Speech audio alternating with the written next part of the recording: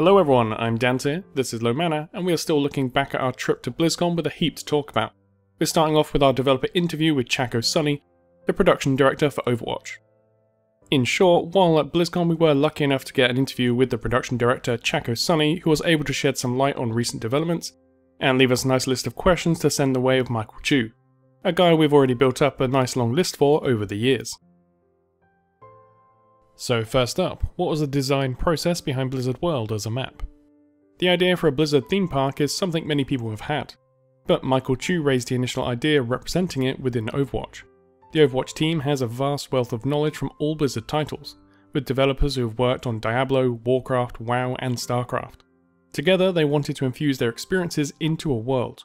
A Blizzard theme park is just a great way of covering all of these bases. Also, having such an in-depth knowledge of these other games allows each area to really feel like it's from that world, constructing its tone, detail and ultimately polish that everyone expects.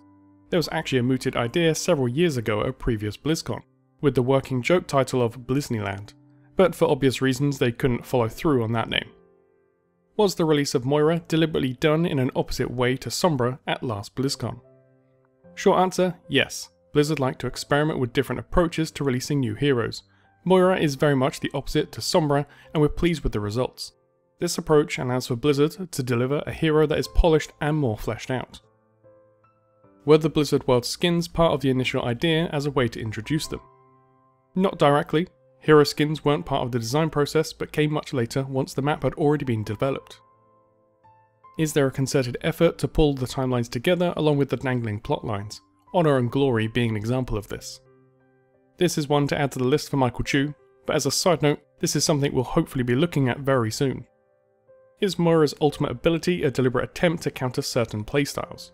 Being able to pass through both allies and enemy shields makes it extremely potent for pushing choke points. This isn't actually something that we considered.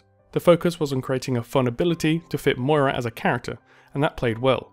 If it turns out that way, then great.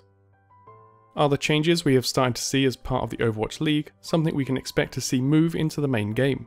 Team colours for competitive as an example. They are very proud with the dedicated strike team that has been working on the Overwatch League changes, but no announcements are being made just yet. But it's certainly something they're considering after all of the feedback. While talking about Overwatch League, can we expect team-based skins to make it into the game? Again, nothing to confirm just now, but we have heard this a lot and it's certainly something we'd consider.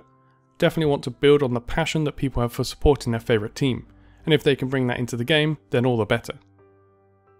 Thanks for watching the first of our BlizzCon Roundup content. We've got lots to come in the coming weeks from impressions to lore. As always, if you enjoyed this video, please hit that like button, subscribe if you haven't already, and hit that little bell to join the notification squad. Until next time, I've been Dante, thanks for watching.